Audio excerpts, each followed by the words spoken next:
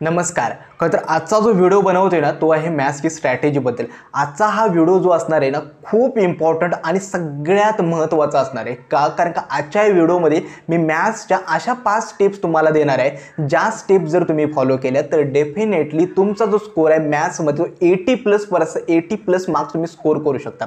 आजचा हा व्हिडिओ मी बनवतोय, या व्हिडिओमध्ये मी तुम्हाला तुमच्या मॅथ्समध्ये मिस्टेक्स कुठे होत आहेत, सिली मिस्टेक्स कशा अवॉइड करायच्या आहेत, त्याचसोबत कमीत कमी वेळामध्ये सिलेबस कसा कव्हर करायचा आहे. आता ज्या विद्यार्थ्यांना PYQ सॉल्व्हिंगमध्ये किंवा MCQ सॉल्व्हिंगमध्ये ज्या विद्यार्थ्यांना प्रॉब्लेम येतोय, या सगळ्या विद्यार्थ्यांना कन्सिडर करून मी आजचा हा व्हिडिओ बनवतोय. आणि आजच्या व्हिडिओमध्ये मी सगळ्या गोष्टींवरती बोलणार आहे की ज्या गोष्टी ज्या कंप्लीटली मॅथ्समध्ये 80+ स्कोर करण्यासाठी कोणकोणत्या गोष्टी लागणार, या सगळ्या गोष्टी मी आज एक्सप्लेन करणार आहे. आणि एंडिंगला मी तुम्हाला एक बोनस टिप दिली आहे, ती सगळ्यात महत्त्वाची आहे. त्यामुळे आजचा हा व्हिडिओ एंडिंगपर्यंत नक्की बघा. चॅनलला लाईक करा, शेअर करा आणि सबस्क्राईब देखील करा. तर सुरुवात करूया आजच्या नवीन व्हिडिओला. पहिलं म्हणजे काय, मॅथ्सचा स्कोर काय इम्पॉर्टंट असतो याबद्दल सांगतो. मी प्रत्येक व्हिडिओमध्ये तुम्हाला सांगत असतो बाळांनो की मॅथ्सवरती जास्त फोकस करा. मग मॅथ्सचा स्कोर काय इम्पॉर्टंट आहे तुम्ही विचार करा. फिजिक्स आणि केमिस्ट्रीच्या 90 मिनिटांमध्ये तुम्हाला 100 क्वेश्चन सॉल्व्ह करायचे.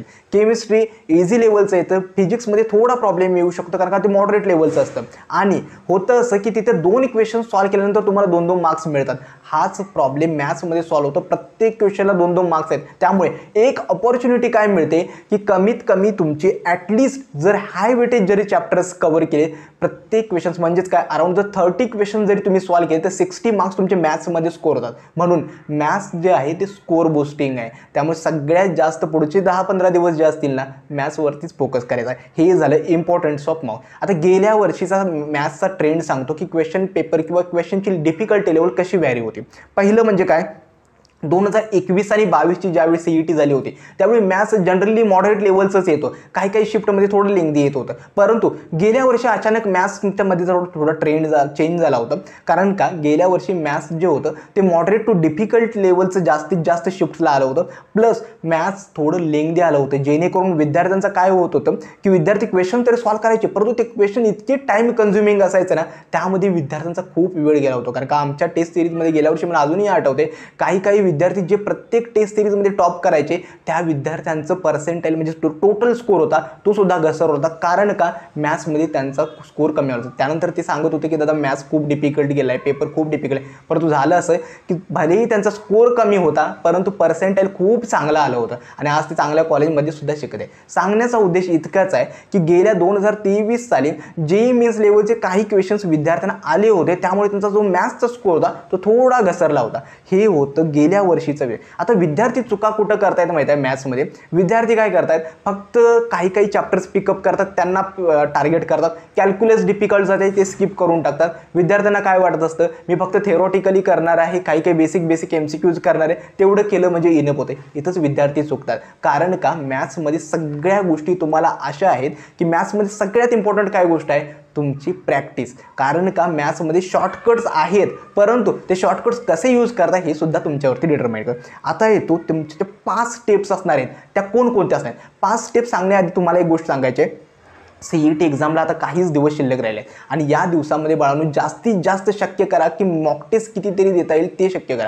का, कारण का जेवढ्या तुम्ही जास्त मॉक टेस्ट द्याल ना त्यावेळी तुमचा स्कोर इम्प्रूव्हमेंट होण्यात, तुमचे वीक टॉपिक्स वीक एरियाज समजण्यात तुम्हाला मदत होईल. डायरेक्टली जाऊन तुम्ही जर CET एक्झामला फेस केला तर तुम्हाला समजणार नाही की या 3 तासामध्ये कोणते क्वेश्चन सॉल्व्ह करायचे, फिजिक्सला किती वेळ द्यायचा आहे, केमिस्ट्रीला किती वेळ द्यायचा आहे, मॅथ्समध्ये जर एखादा क्वेश्चन जर डिफिकल्ट आला तर त्याला कसं टॅकल करायचं आहे हे समजणार नाही. त्यामुळे या पुढच्या ज्या 10 दिवसांमध्ये जे आहे ना जास्तीत जास्त तुम्हाला मॉक टेस्ट द्यायचे आहे. ज्या विद्यार्थ्यांना फुल लेंथ टेस्ट सिरीजमध्ये एनरोल करायचं आहे, डिस्क्रिप्शन बॉक्समध्ये लिंक देतोय. आम्ही जी mega mock test series conduct करतोय विथ पर्सनल मेंटरशिप, त्यामध्ये नक्की एनरोल करा. Best content mock test with personal guidance आम्ही तुम्हाला प्रोव्हाइड करतोय. असं नाही की तुम्ही आमच्याच टेस्टमध्ये एनरोल करा, जेथून तुम्हाला बेस्ट कंटेंट टेस्ट सिरीज मिळतात नक्की एनरोल करा. मात्र हे मी नक्की सांगू शकतो की तुम्हाला बेस्ट कंटेंट मॉक टेस्ट ह्या आमच्याकडून आणि विथ पर्सनल मेंटरशिप तुम्हाला मिळेल. आणि आमचं नाही की तुम्ही टेस्ट सिरीजमध्ये टोटल 25 फुल लेंथ टेस्ट आहेत, तुम्हाला कितीही टेस्ट हव्यात त्या तुम्ही घेऊ शकता, 5, 10, 15 त्या टेस्ट सबमिट केल्यानंतर तुम्हाला इन्स्टंटली रिझल्ट कळतो, कोणते क्वेश्चन चुकलेत बरोबर आहेत, त्याचसोबत प्रत्येक क्वेश्चनची डिटेल्ड सोल्युशन मिळते. आणि ज्यावेळी आमच्याकडे टेस्ट सिरीजमध्ये एनरोल करता प्रत्येक विद्यार्थ्याला एक पर्सनल मेंटर असाइन केला जातो. काहीही डाऊट असेल तर तुम्ही त्या मेंटरशी बोलू शकता. आणि हे मेंटर असे आहेत ज्यांनी 99+ स्कोर करून जी PICT मध्ये शिकत आहेत. त्यामुळे ज्या विद्यार्थ्यांना स्कोर इम्प्रूव्हमेंट करायचं आहे त्यांनी मॉक टेस्टमध्ये जरूर एनरोल करा. डिस्क्रिप्शन बॉक्समध्ये लिंक देतो. आता येतो मॅथ्सच्या 5 स्टेप्स कोणकोणते आहेत. स्टेप नंबर 1 आणि सगळ्यात महत्त्वाची म्हणजे काय, 100% सिलेबस कंप्लीशन. भलेही तुमचे फिजिक्सचे काही चॅप्टर स्किप केले चालून जातील, परंतु मॅथ्सचा एकही चॅप्टर स्किप करू नका असं मी तुमच्याकडून एक्सपेक्ट करतोय. दादा तुम्ही म्हणत असाल की मॅथ्सचं काही चॅप्टर्स आहेत ना ते डिफिकल्ट जात आहेत. मान्य आहे, काही चॅप्टर्स डिफिकल्ट जातात. मोस्टली कॅल्क्युलसचा पार्ट विद्यार्थ्यांना डिफिकल्ट जातोय.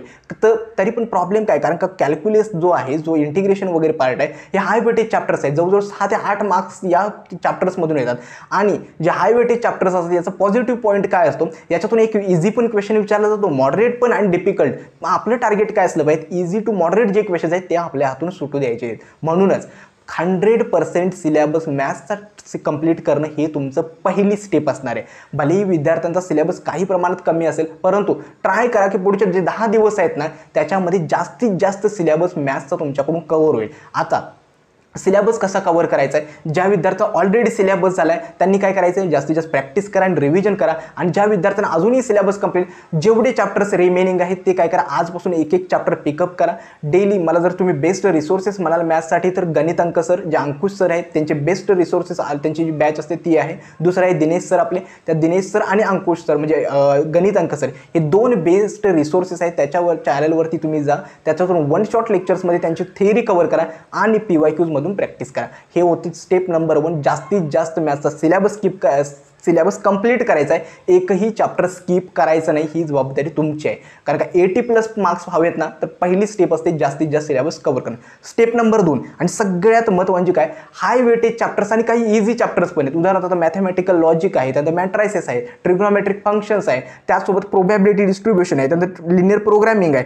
हे जे काही चॅप्टर्स आहेत ते इझी पण आहेत, कारण का यांचे जे क्वेश्चन्स बघायला खूप इझी येतात. मग हे जे चॅप्टर्स आहेत ते तुम्हाला स्किप करून जमणार नाही. आणि जे हाय वेटेज चॅप्टर्स आहेत, इंटिग्रेशन आहे, ऑफ डेरिव्हेटिव्स वगैरे किंवा डिफरन्शियल इक्वेशन, हे चॅप्टर्स भलेही तुम्हाला डिफिकल्ट वाटतात परंतु तुम्हाला ऑप्शन नाही आहे. त्यामुळे हे जे चॅप्टर्स सांगतोय हाय वेटेज चॅप्टर्स आहेत ते तुम्हाला कव्हर करायचंच आहे. भलेही तुमची MCQs नाही सॉल्व्ह होऊ देत, परंतु ॲटलिस्ट एक आयडिया तरी होऊ देत की जेणेकरून त्या चॅप्टरमधून काही बेसिक क्वेश्चन्स आले, इझी क्वेश्चन्स आले, ते तुमच्याकडून मिस होणार नाहीत. कारण का पेपर संपल्यानंतर तुम्हाला रिग्रेट वाटायला लागतंय की बरं झालं असतं की अजून थोड्या किंवा हा चॅप्टर स्किप केला नसतं, कारण का खूप इझी क्वेश्चन्स येतात. त्यामुळे स्टेप नंबर 2 काय, हाय वेटेज चॅप्टर्स प्लस जे इझी चॅप्टर्स आहेत त्यांना एकाही चॅप्टरला स्किप करायचं. ही होती स्टेप नंबर 2. स्टेप नंबर 3 आणि सगळ्यात महत्त्वाचं काय, काही विद्यार्थी काय विचार करतात, 12चा सिलेबस कंप्लीट करायच्या आलं तर 11चं मॅथ्सचं काय करायचं. 11चं मॅथ्स हे जनरली इझी टू मॉडरेट लेवलचंच येणार आहे. 11चं मॅथ्स स्किप करू नका, कारण का ते स्कोर बुस्टिंग असतं. ती 10 क्वेश्चन्स असतात ना 11चे, ते 20 मार्क्स देऊन जातात आणि ते जनरली इतके डिफिकल्ट विचारले जात नाही, मोस्टली इझी टू मॉडरेट लेवलचेच येतात. त्यामुळे 11चं मॅथ्स स्किप करू नका. पुढच्या 10 दिवसामध्ये भलेही 4-5 दिवस जातील तुमचे, परंतु 11चं मॅथ्स सुद्धा परफेक्ट करा. फक्त मॅथ्सची त्या 11च्या मॅथ्सचे PYQs करा. तेवढं जरी केलं ना तरी इनफ आहे, कारण का स्कोर बुस्टिंगमध्ये 11चं मॅथ्स खूप इम्पॉर्टंट आहे. त्यानंतर स्टेप नंबर 4 म्हणजे काय, मॅथ्सचे PYQs करायचे की कोणती प्रॉब्लेम. आता सध्या तरी वेळ खूप कमी आहे, त्यामुळे तुम्ही इतकंच करा की मॅथ्सचे जे PYQs आहेत गेल्या 3 वर्षाचे ते परफेक्ट करा. ज्या विद्यार्थ्यांनी ऑलरेडी सॉल्व्ह केले ते परत रिवाईज करा. ही आहे स्टेप नंबर 4. आता मॅथ्सचे PYQs किंवा MCQs सॉल्व्ह होत नाही, काही विद्यार्थ्यांचा प्रॉब्लेम येतो. हे कशामुळे होत असेल माहीत आहे, प्रॉब्लेम काय, तुमच्या कन्सेप्ट किती अंडरस्टँडिंग म्हणजे तुमच्या कन्सेप्ट किती क्लिअर आहेत हे खूप गरजेचं आहे. आणि मॅथ्ससाठी सगळ्यात महत्त्वाची गरज असते म्हणजे प्रॅक्टिस. सुरुवातीला PYQs सॉल्व्ह होण्यात थोडे प्रॉब्लेम येतात. तुम्ही 10 PYQs पिकअप केलेत, हार्डली 4 होतील, 3 होतील, परंतु जसजसे तुमची प्रॅक्टिस होत जाईल, जसं तुमच्या हातून सराव होत जाईल तशी तुमची PYQची शक्यता वाढते. आता इतकंच करायचं आहे की मॅथ्सचे जे ज्यावेळी PYQ सॉल्व्ह करतात ते टाईम बाउंडेडमध्ये करा. कारण का गेल्या वर्षी झालं असं की पेपर लेंदी आले होते, विद्यार्थ्यांना जमलं नाही की काही क्वेश्चन्स मिस होऊन बसले, काही विद्यार्थी 50 क्वेश्चन्सपर्यंत पोहोचू पण शकले नव्हते. त्यामुळे टाईम बाउंडेडमध्ये सॉल्व्ह करा. आणि PYQ सॉल्व्ह करताना मोस्टली आता ज्यावेळी तुम्ही मॉक टेस्ट अटेम्प्ट करताय ना ते टाईम लिमिटवरती ध्यान ठेवा की हे जे खूप गरजेचं असतं. ज्यावेळी तुम्ही टाईम लिमिटेडमध्ये सॉल्व्ह करताना त्यावेळी तुम्हाला ते प्रेशर, ते टाईम मॅनेज करायची सवय आतापासून लागते. आणि आता येतो स्टेप नंबर 5, जी सगळ्यात महत्त्वाची आणि इम्पॉर्टंट स्टेप म्हणजे काय, ज्यावेळी आता तुम्ही मॉक टेस्ट अटेम्प्ट करताय त्यावेळी क्वेश्चन चूज करायला शिका. का? कारण का होतं असं काही वेळा आपण क्वेश्चन तर सॉल्व करतो, क्वेश्चन सॉल्व पण होतो पण तो क्वेश्चन 5 ते 6 मिनिटं किंवा जास्त टाईम इतका कंझ्युम करतो की नंतर वाटायला लागतं अरे उगाच आपण या क्वेश्चनला आपण इतका वेळ दिला. त्यामुळे सांगण्याचा उद्देश इतकाच आहे, ज्यावेळी मॉक टेस्ट अटेम्प्ट करताय किंवा कोणतीही टेस्ट अटेम्प्ट करताय त्यावेळी क्वेश्चन चूज करणं शिकलं पाहिजे. त्याचसोबत मॅथ्समध्ये काही शॉर्ट ट्रिक्स असतात त्यासुद्धा यूज करायला स्टार्ट करा. म्हणजेच काय, डायरेक्टली ऑप्शन पुटिंग असेल किंवा डायरेक्टली ऑप्शन पुट करणं त्या क्वेश्चन्समध्ये. उदाहरणार्थ इलिमिनेशन टेक्निक असेल ज्यामध्ये काही ऑप्शन्स इलिमिनेट करायचे. कारण का प्रत्येक क्वेश्चन जर सॉल्व करायचा म्हटला तर इतका म्हणजे 90 मिनिटामध्ये वेळ नाही आहे बाळांनो. त्यामुळे ही जी 5वी स्टेप असणार आहे, क्वेश्चन चूज करायला शिका प्लस शॉर्ट ट्रिक्स यूज करायला शिका. आणि आता येतो बोनस टिपबद्दल. बोनस टिप हीच असणार आहे की जेई मेन्स लेवलचे क्वेश्चन्स येतात त्याचं काय करायचं.